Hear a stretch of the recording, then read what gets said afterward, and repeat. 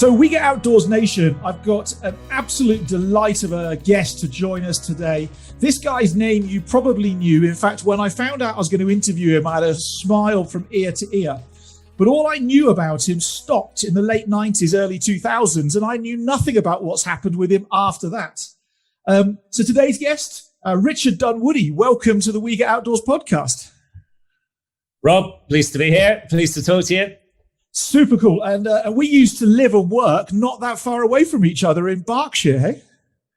That's right. Yes, we used to, myself, my girlfriend, Olivia, our daughter, we moved to Tidmarsh about 4 or 5 years ago. But since about 2010, my sister moved to Pangbourne. And I believe you were working in Pangbourne at the time. Yeah, I lived and worked there. So, Richard, people know you best in the past, I think, for being a jockey. Now, you weren't any old jockey, and we'll come on to that in a second. And that's just my opinion. You can be as humble as you like, but you weren't any old jockey, in my opinion. But I can imagine the 15-year-old version of you seeing like the careers guidance person at school, and they give you all sorts of advice. And I rather suspect jockey wasn't on the list. How did you end up becoming a jockey? Well, it's not saying too long a story, Rob, but basically, my father trained horses in Northern Ireland. He was brought up with horses, rode as an amateur. Then he had the yard. But then with the troubles in Ireland, it was sort of end of the 60s, beginning of the 70s. It's becoming increasingly more difficult for him to travel with the horses. Most of the race meetings were south of the border, and we were living north of the border in Northern Ireland. So it was very difficult for him. So basically, cut a long story short, we moved to Gloucestershire near Tetbury.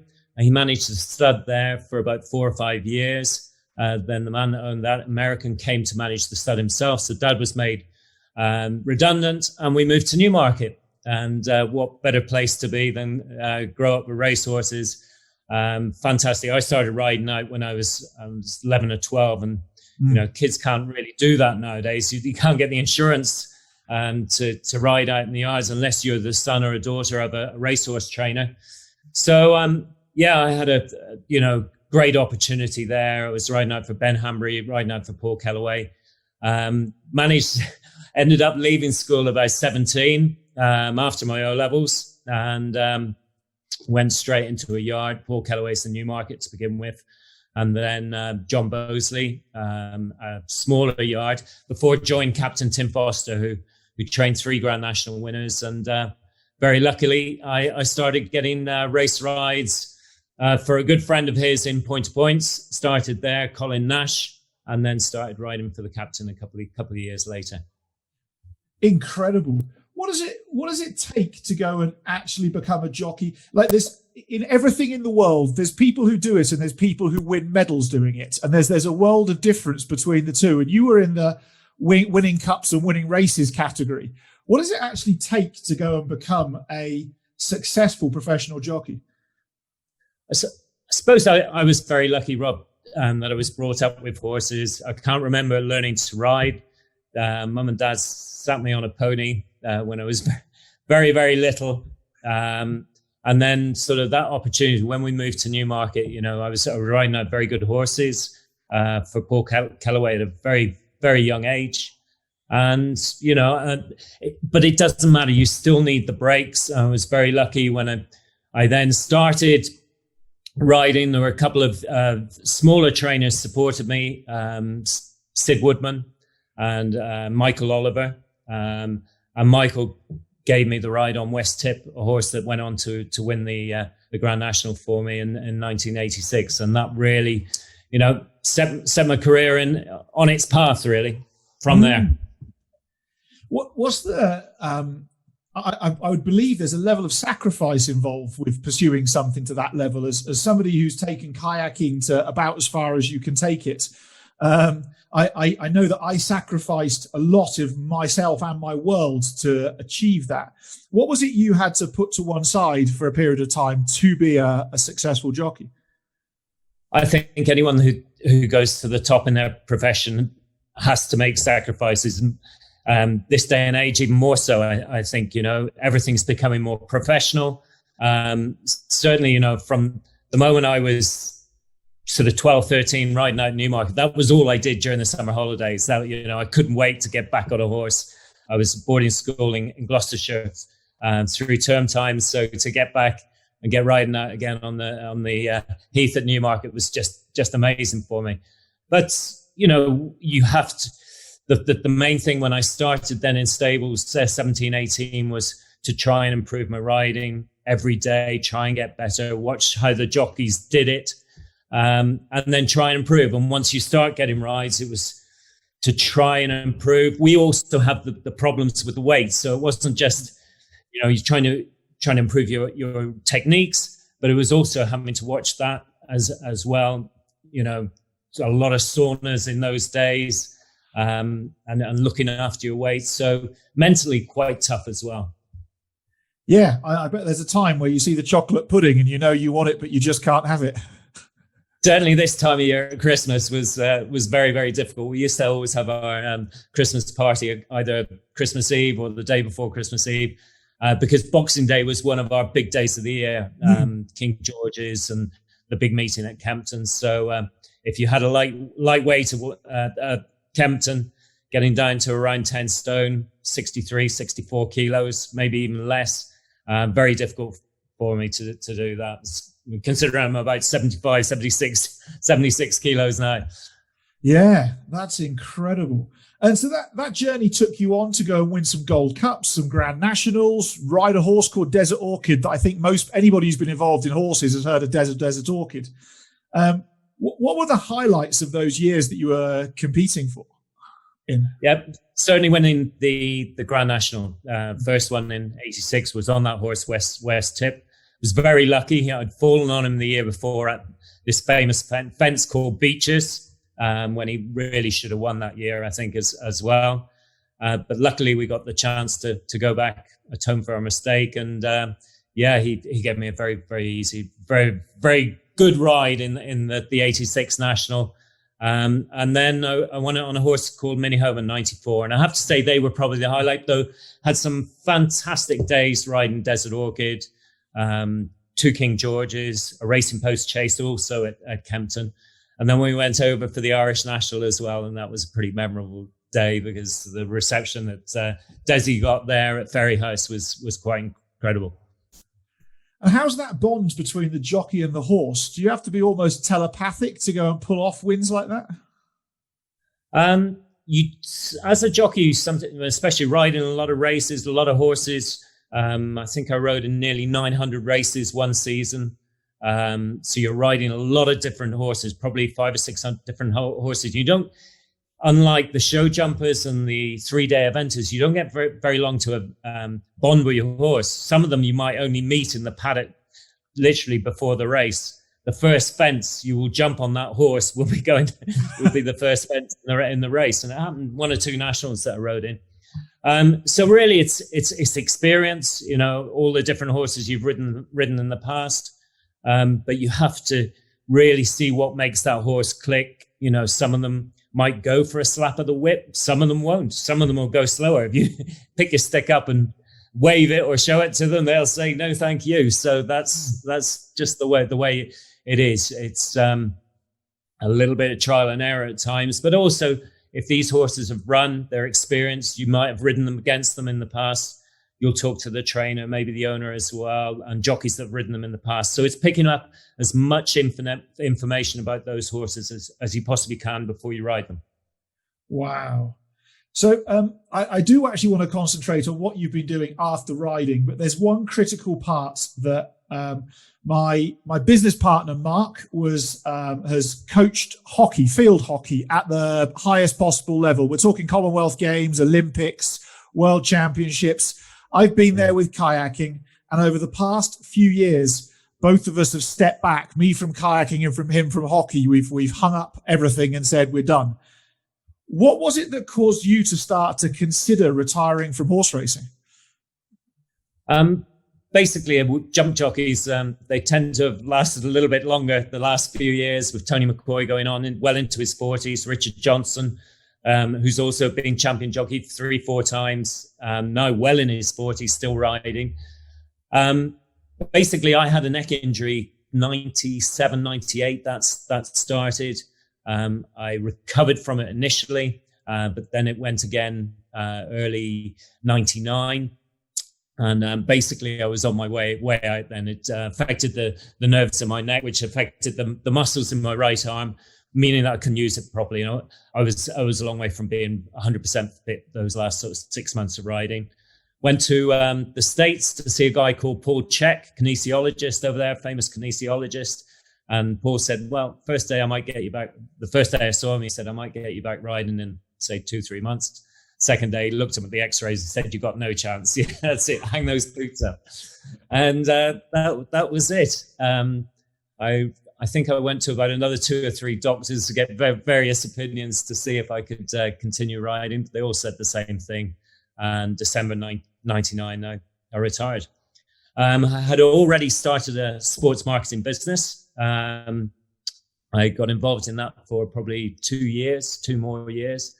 Then that started to go not quite as well as I hoped. And through that going one way, I decided to go traveling. First thing I did in 2001, basically got my backpack and decided to start off in Hong Kong, and Australia, which probably were pretty simple places to do that backpacking, but ended up going then to South America, then up to Canada, and absolutely amazing trip. Included Machu Picchu, Iguazu Falls, Rio, and that started the bug, really. I think from there, Rob.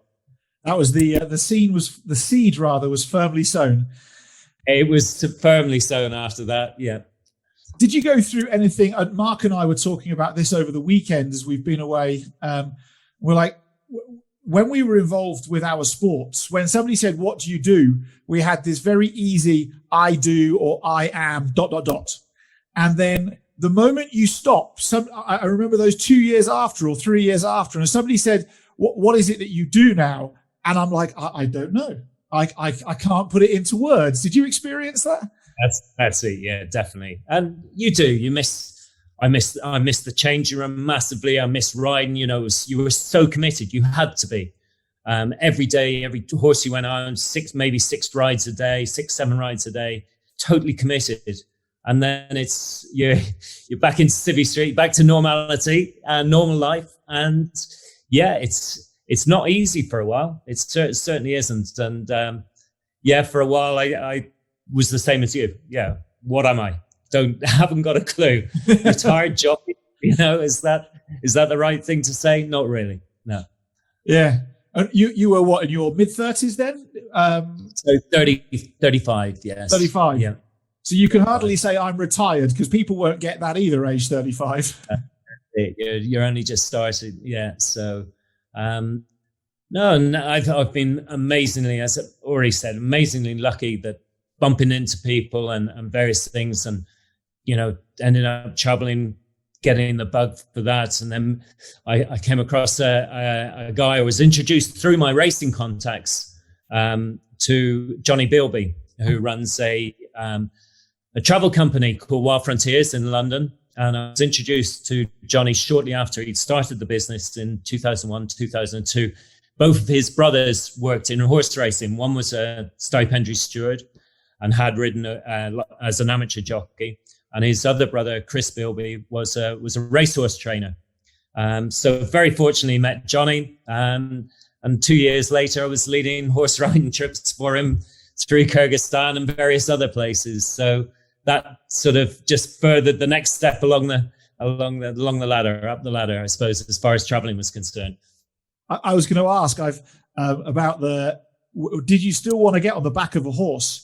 A lot of guys I've coached who have been to the Olympics, and you've spent 20, 30 years of your life, probably 20 years of your life, just training, the same thing, same way. And for a lot of them, the idea about getting back in a kayak again for about 3 or 4 years was like, no, you couldn't get me anywhere near one. Did you feel the same? No, yeah, exactly the same. Totally with you on that one. I find it very, very difficult to even, and I still to be fair, in Spain, we don't, you don't have the horse race, and there's ways to go and watch it. You can go in the betting shops here if you really want to go and watch a race or whatever. But no, I didn't sit on a horse, I think, for probably 2 years. And then Johnny, this came up to lead riding holidays. I did some work for the BBC, but that was probably 10 years after, as a pundit, for the racing on the BBC. But no, I did. I find it very, very difficult. That transition period is not easy from sportsman to whatever else we do in life. Do you have any advice for people? Like there's plenty of people out there who might not be transitioning from sport into another career, but they may well be moving from employed to self-employed or running a business. Do you have any advice for people from what you experienced, to make it smoother for them? Yeah, Rob, I think I made a mistake, actually. I was sort of rushing. As soon as I had that injury in about 98, 97, 98, I thought I better find something to do. I started up the business before I really knew what I was doing, the sports marketing business. And I think I'd have been a lot better maybe standing back from it for a while, taking a bit of a deep breath after I'd retired in 99, 2000, giving myself a little bit of time to then really decide what I wanted to do next. So yeah, I would say don't rush things. Maybe just give yourself a little bit of time, step back, and whether you need to go and do various courses or whatever. I certainly, looking back, I would have probably have taken that step before sort of rushing into another business venture. So I work and do mental conditioning coaching with a lot of high-end rugby players and rugby teams at this point in time. Sort of guys who are in the top 10 teams in the world, sort of level of rugby players. Yeah. And one of the things I am mad into my rugby. Played it a bit at school, but obviously too small. But huge London Irish supporter from being based near Reading as I was. Yep. Well, yeah, London Irish now plays rugby based out of Kassam Stadium in Oxford. They've gone there, or they've gone to Western, haven't they? Or no? Maybe they moved again. Certainly when I was last. They might have taken Brentford, but I'm not sure. Not sure. I haven't watched them for the last couple of years. Ah, that's cool. No, so one of the things we're finding with those guys who are full on into their rugby is actually very early in their careers, accepting the fact that their career will end one day. Like, it's a guaranteeable fact. Like, as a jockey, you will stop riding one day. As a rugby player, you'll stop playing rugby one day. And early in their careers, we've been supporting them to start working out what their plan B is. Because just like riding a horse, I mean, you could have your third race of your life and your career could be over. A rugby game's it's the same, isn't it? And so I find that building up your plan B can be really, really useful for people. That's it. And I think there's also, there's similar things. There was a company, certainly when I was riding, called JETS, Jockeys Employment Training Scheme. And that was fantastic for giving you advice on what you should do and what you should look at in the future. Yeah. Wow. And help you get into various courses as well. Cool. So you got this bug for traveling, and you met Johnny. When we were speaking the other day, you mentioned about half-broken horses in Mongolia, and you've mentioned riding horses in Kazakhstan. Tell me about the highlights of those horse adventures in the East and I guess in South America over the past 20 years. Yeah, it was quite funny. You mentioned half-broken horses. Some people might look at them as sort of horses with like 2 or 3, but they basically mean semi-wild horses. Oh yeah, sorry. They are crazy, some of them, but some of them are really good rides. It was one of the places I did take a few riding holidays for Johnny.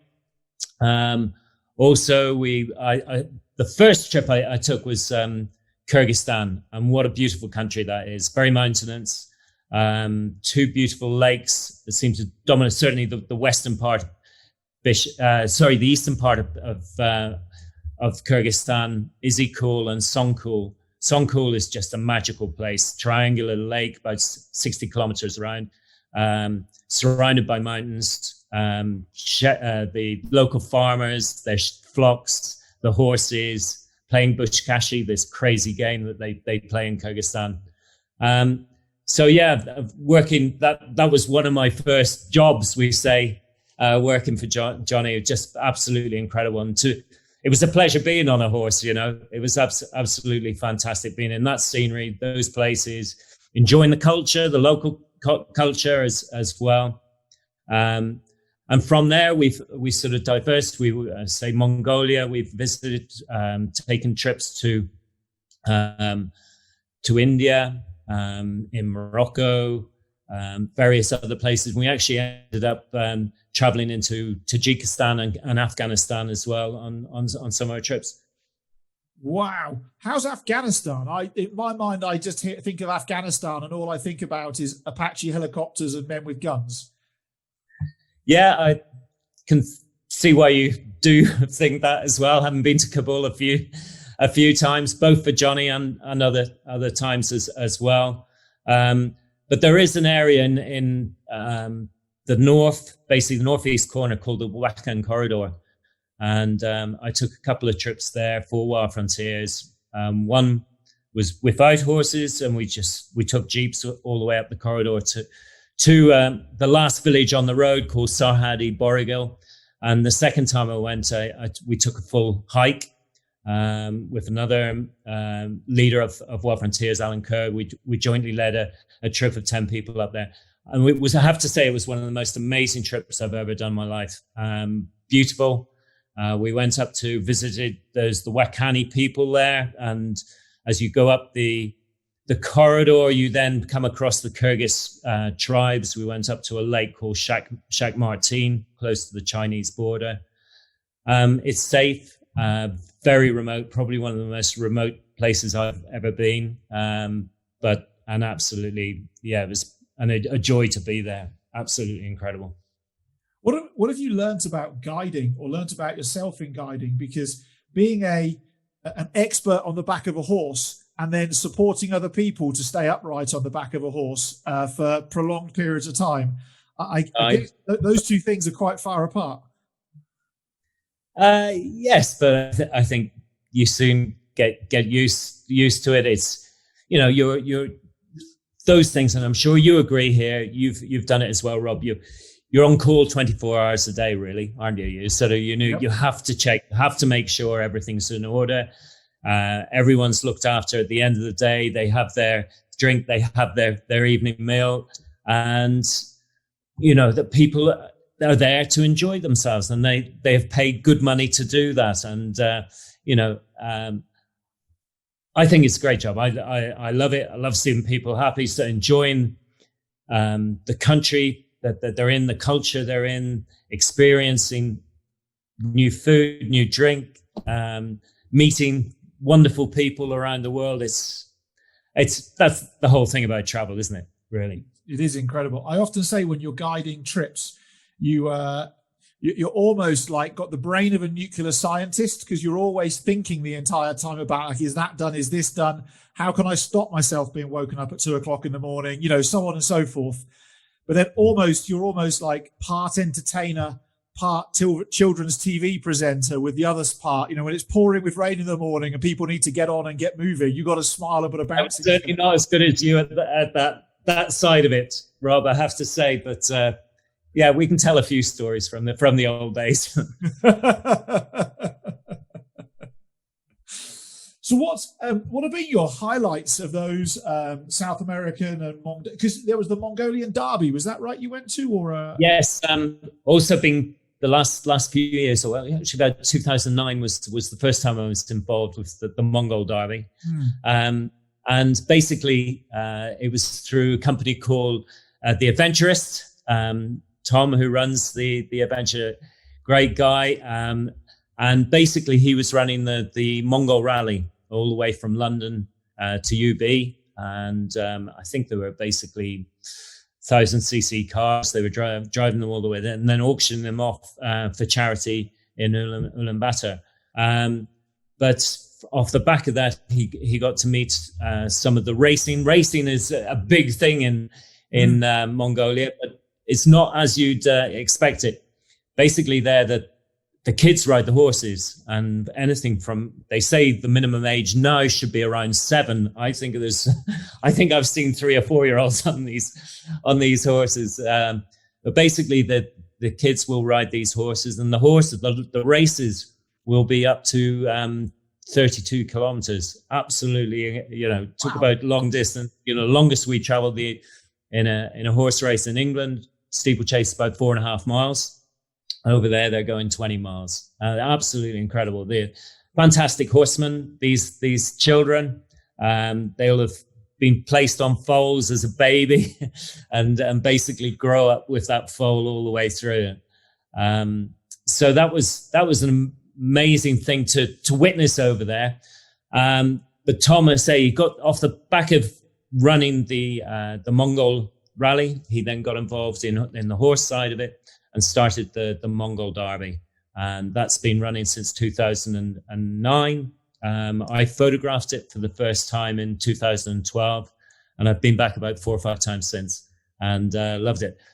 This year, he started the Gaucho Derby.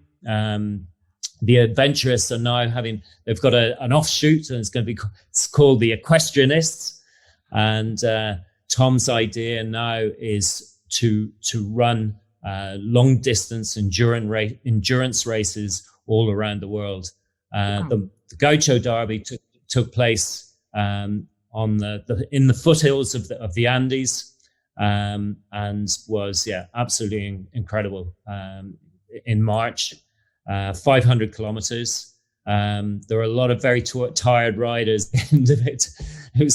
It was good to photograph, but as I say, having been there probably a few times myself, there were a few sore muscles, few sore bones at the end of it. How long's 500 kilometers taking them? That's a long way. So they were doing that. Obviously, some parts of it were slow going through the mountains, and also sort of very, very boggy areas, trying to pick your way through this. It was extremely different and extremely hazardous in places as well. So it was about 9 days, the total of the race. Wow. And that's a lot of horse to look after as well for 9 days, because it's not just the punishment on the human body. The horse is going through a bit of turmoil as well. Yeah, well, logistically, a nightmare for the adventurers, the equestrianists. They had to get everyone saddled up. Horses were changed at legs along the way. So basically, you weren't getting to the bottom of the horses, but the riders you certainly were by the end of it. There's a lot of bumps and bruises, I bet. A lot of bumps and bruises by the end of it, yeah. So we've spoken a lot, but everything we're talking about at the moment is around taking your passport out and leaving the UK or leaving Spain and disappearing. What's really been the impact of COVID for you on the industry? On travel is basically been very, very difficult for us. I haven't sat in a plane since March, since I got back from Argentina. So we're hoping to run the Gaucho Derby again in March this year, but then obviously with all that's happening in the UK at the moment, with the new strains, everything else, so it's going to be very, very, very, very difficult. I've been very lucky, having sort of gone through, edited probably 9,000 images when I got back from Argentina. I myself and my girlfriend, we've been getting stuck into the websites, which is another arm of our business here, and doing various websites for all sorts of things. Injured Jockeys Fund, a charity in England, an artist in Scotland, and a girl who teaches English language in Japan. So quite a variety of different websites. It's been really interesting, and very luckily we've been able to have that to fall back on in quite difficult times. And how's Wild Frontiers and the Adventurists coping after this horrible year? Yeah, it's been really, really difficult. Johnny has led a few trips away. There have been trips, Wild Frontiers trips to Italy, to Greece, to Turkey. So he's led all of those trips. So hopefully next year we can get it all going again. Yeah, that's the thing we're looking at. As far as the adventurous, the equestrianists with all their adventures. We say the Gaucho Derby, but then the Mongol Derby as well. We lost those Mongol Derbies this year, which are held in August. Tom is hoping to run the two races in August coming, 9 months' time. It just makes me realize how many businesses sail so close to the wire financially that, it's only been 9 months. If you think about it, it's not been a whole lifetime, and yet just how much hurt that 9 months. How much everyone has been affected by it. Yeah, the whole hotel business. That absolutely incredible how it's impacted all across the world. Yeah, and it's not going to recover just like that either. With the vaccine, we think things are going to improve, but it won't be a quick fix. No, it's a couple of years ago, we decided as a business, and my wife and I decided independently of the business, that we'd get to a point where the business had 3 years worth of operational money saved to one side, and that in my relationship, we'd do exactly the same thing. And it sucks because you have to start cutting back on the shiny stuff that you really would like. But I have never been so glad in this past 12 months when actually we haven't had to make anybody redundant. We haven't had to not draw an income. Yes, we haven't had the income coming in, but having those savings in place and having no debt over us has been such a saving grace. It's very true. Yeah, that's it.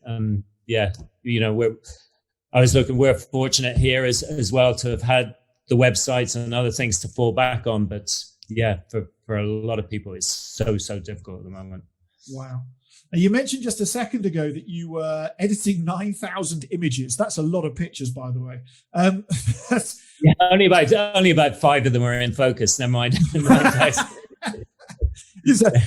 Thank goodness for digital cameras where you can have a whopping great memory card and click to your heart's content and worry about it later. Just make sure you've got plenty of memory cards and plenty of batteries, and yeah, you'll get through. How did you get into photography? Did you take courses? Was it a passion? Where did it start? I did, Rob. I was basically going to places. I think the Wakan certainly was one of those trips that I came back on, and I was totally fed up with all these rubbish photos that I'd taken. I've gone to one of the most beautiful places in the world, and I've come back with a load of rubbish photos again. So I noticed a friend of mine on Facebook, and she was taking a course in Paris at an institute of photography there called Speos. And yeah, that was 2010, 2011. Speaking jobs were becoming a little bit less. I was looking for other things to do, besides the leading the trips. And yeah, I signed up for a year's course in Paris, and it was one of the best years I've ever had. Really hard work. We were thrown out there, say 2 or 3 days a week, and I had to come back, edit images, send them, fire them over the wires to wherever they were, back to the classroom or whatever else. And great experience. And fortunately, off the back of that, picked up a few photography jobs, which involved travel. That's why I wanted to do it, because it was get me out of the country. But I worked for a charity called the Brook Hospital. And it was a fantastic project to photograph work in equines in India, Pakistan, Guatemala, and Egypt. And sort of one thing led to another, various other events, and then also photographing the Mongol Derby as well. So yeah, pretty lucky on that score. Wow. And the images fortunately improved a little bit along the way, having spent the year at Belfast. You'd hope they would improve just a little bit, wouldn't you? A little bit, yeah. What have you noticed about how cultures appreciate horses differently around the world? Because obviously you've seen the UK culture, but then Ireland, the US, and then the third world. What changes with people's engagement with the animals? Yeah, I think that this is going back to the Brook Hospital, the charity. I was photographing the work in equines. It was very much their approach was education of the owners as well. And how do you say to someone that, can barely feed their family, you've got to look after this horse better. You've got to feed your horse. He won't work for you if you starve him and if you don't look after him. And that was their approach. So you can, very, very different maybe to the Mongolian culture. The horse is so respected there in their culture. But certainly in places, in cities, in India, in Pakistan, in many countries around the world, they need the horse or the equine is basically a tool for them. It's their work, and some of them, unfortunately, on the breadline, they don't understand that if you don't look after your horse, your business will go. You really have to take care of him, to feed him, and that's what the Brook were educating a lot of the owners.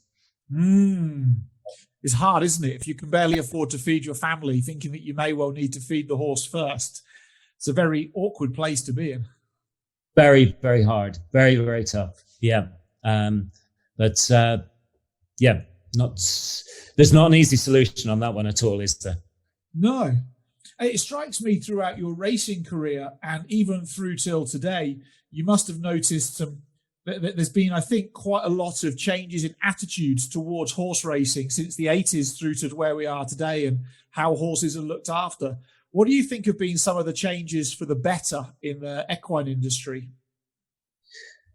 The equine, obviously, the veterinary has improved, and obviously there's ways not just for the horses, but also for the care, the veterinary care that the horses are given.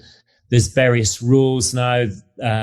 There's also the ground. When I first started riding, we used to go around Devon and places like that on rock hard ground. You'd never do that on a steeplechaser. And these days, the fences are easier. Even in the national, the fences there are smaller and more manageable. So yes, I think there's generally over the last 15, 20 years, there's been huge improvements on welfare of the equine. Cool. So as we come towards the end of our time together, what I'm really curious about is two things. What next for Richard, but also what's on your bucket list that you haven't yet done?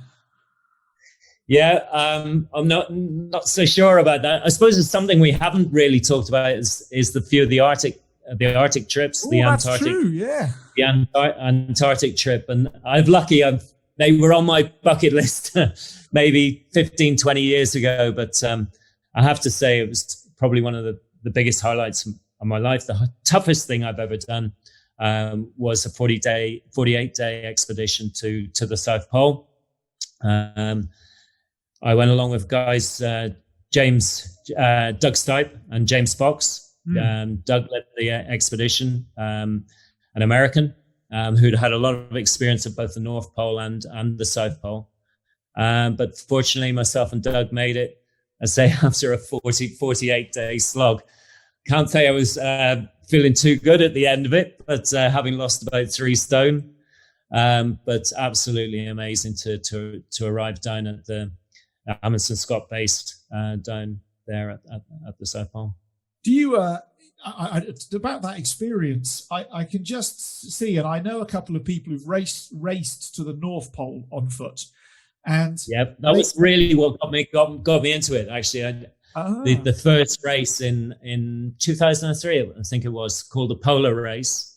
And I got involved in that. And having gone to the magnetic North Pole, that was then my ambition to make it to a geographic South Pole.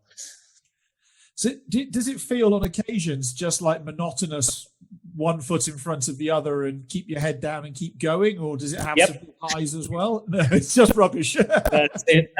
It didn't have many highs, no. Just, I suppose the one thing I didn't know, we had, the three of us, we only had the one tent. We were really, cutting everything as light as we possibly could. We were an unsupported trip. So we had all our food, all our provisions for 60 days. So the sleds, when we set out on that South Pole trip, were very, very heavy. They're probably 120 kilos. Wow. And, but I just remember getting out of the tent at night, walking away from the tent. And it was when the wind wasn't blowing. I've never been in a place that was so still and so quiet. It was absolutely incredible. And I think that memory will always live with me, because, we saw nothing from where we set off at 80 degrees south, all the way to the pole. There's no wildlife, there's no penguins, no birds, nothing. And I think they even, it's somewhere just incredible. Is it so you're just surrounded by mountains and snow and more mountains and snow for the entire time? Yeah. I suppose the one thing I didn't appreciate also going on that, we went up the Recovery Glacier, which is very, very wide.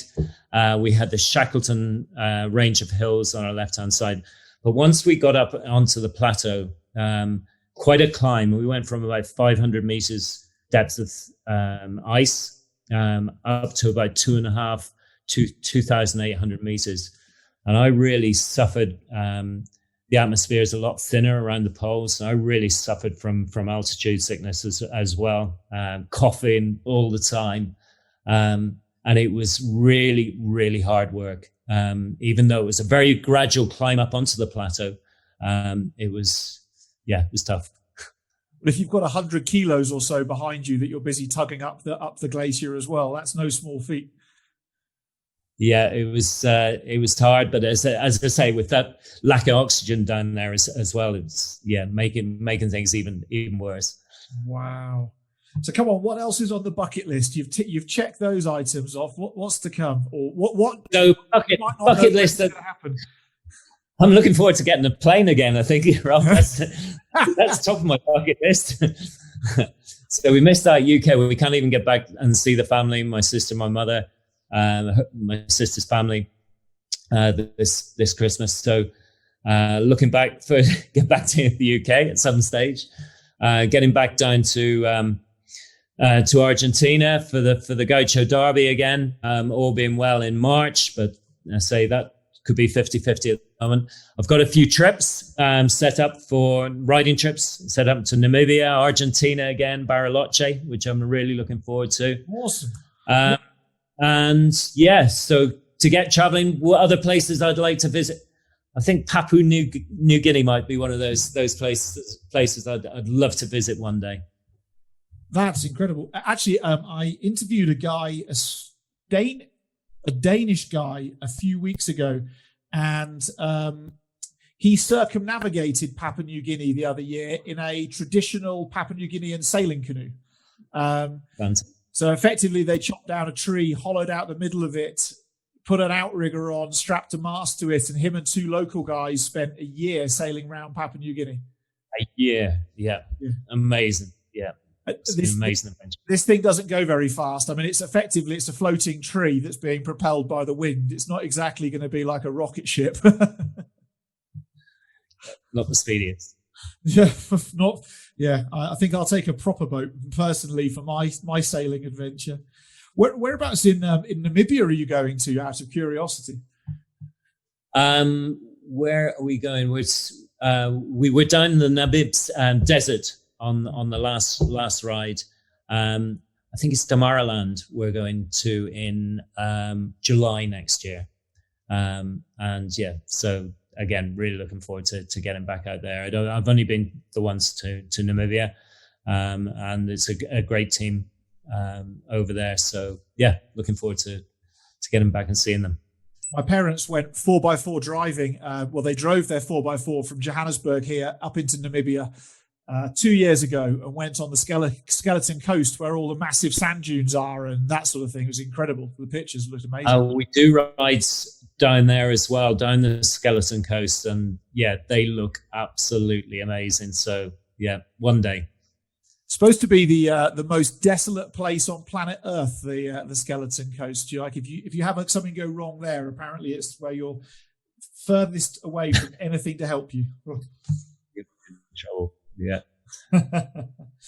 So Richard, I just want to thank you for what you bring to the world. You, in horse racing, you pave the way to show other people what it is possible. But then over the past few years, I think you're now paving the way to show other people about new ways of engaging with horses in different places, but also the fact of going and seeing the world through your lens. It's always interesting how two people can take pictures of the same thing and get profoundly different results. And your pictures are really eye-opening in terms of what goes on in the world. So thank you very much for what it is that you do. Cheers, Rob. Good to talk to you. Likewise. And last but not least, if people want to come and find you, follow you, support you, come on a trip with you, what do they need to do? Yeah, various ways. RichardDunwoody.com. That will tell you all about the websites and show a few of my images there as well. Wild Frontiers is another. It's Wild Frontiers based in London. I believe there's another Wild Frontiers based in South Africa, but Wild Frontiers, and that's Wild Frontiers Travel, I believe, wildfrontierstravel.co.uk. And also Ride Worldwide is another company based in the UK, and I lead trips for them. Say to Namibia, Argentina again, in next November.